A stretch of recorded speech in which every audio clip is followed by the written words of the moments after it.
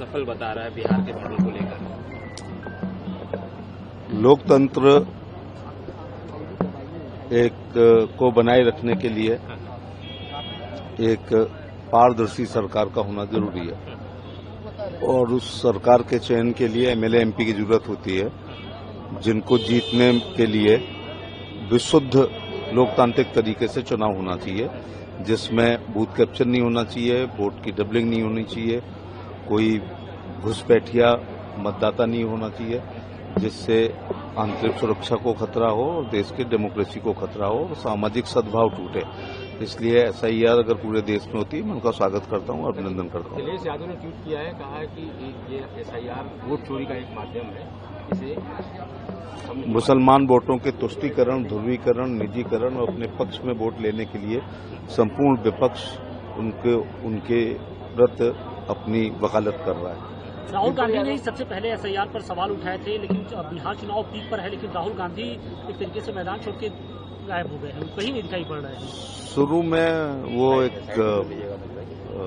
वातावरण में जुमला उछाल देते हैं, फिर जब उन्हें लगता है कि ये उल्टा हो रहा है तो फिर बैकफुट पे आ जाते हैं। सर, डिम्पल यादव कह रही है कि एसआईआर के माध्यम से यूपी में दहशत फैलाने का माहौल बनाया जाए।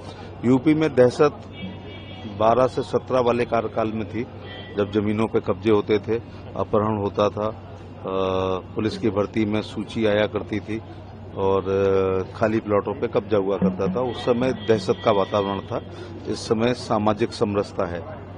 यूपी में अलीगढ़ के जिले को मिला के एक नया जिला बनाया जा रहा है कल्याण सिंह के नाम पे, तो वो उस पर क्या है, कितना महत्वपूर्ण? सत्ता का विकेंद्रीकरण होना जरूरी है और लोगों को, मैं उसी कमिश्नरी से एमपी बन के आता हूँ, उसी समय से मैं उसी इलाके से आता हूँ।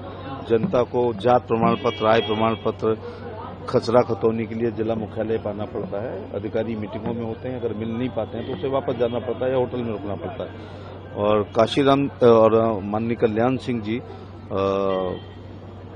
एक भारतीय जनता पार्टी के वरिष्ठतम नेता थे। इसके अलावा यदि राम मंदिर का निर्माण आसान हुआ है, माननीय सुप्रीम कोर्ट को पक्ष एक ऐसा फैसला देना पड़ा तो वहाँ प्लॉट था, यदि मस्जिद होती तो शायद ऐसा फैसला नहीं आता। तो जो जाति, वर्ग, धर्म पार्टी अपने पुरखों का सम्मान नहीं करती वो आगे नहीं बढ़ती। बिहार में सीएम फेस को लेकर बहुत गहमागहमी है। तेजस्वी यादव ये सवाल उठाए कि जो एनडीए है वो अपने सीएम को लेकर बहुत उत्तर प्रदेश में 17 के चुनाव में कोई सीएम फेस नहीं था, इसके बावजूद बहुमत के साथ भारतीय जनता पार्टी ने अपनी सरकार बनाई थी। क्या नीतीश जी को सीएम नहीं कहा जाए? माननीय अमित शाह जी ने जैसा कहा है, चुनाव के बाद हर एनडीए की जो 4-5 पार्टी हैं वो फ्लोर का लीडर ऑफ द फ्लोर चुनेंगी, उसके बाद फिर विधानमंडल दल के सभी नेता मिलकर मुख्यमंत्री को चुन लेंगे। विपक्ष कह रहा है कि ये कंफ्यूजन की स्थिति क्यों है, नीतीश को डिक्लेयर क्यों नहीं करते एक चेहरे के रूप में सीएम?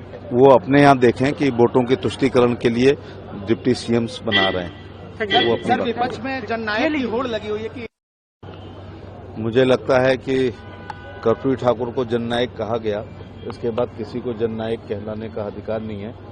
नेताजी सुभाष चंद्र बोस को नेता कहा गया, इसके बाद हम में से किसी को नेता कहने का अधिकार नहीं है। दीन बंधु और लोक बंधु एंड्रूज के बाद किसी को कहने का ये राइट बनता नहीं है।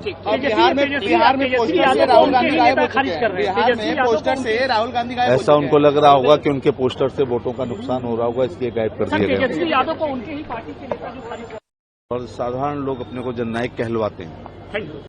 अगर आप ये वीडियो YouTube पर देख रहे हैं तो हमारे चैनल को सब्सक्राइब कर बेल आइकन दबाएं और Facebook पर देख रहे हैं तो हमारे पेज को लाइक करें।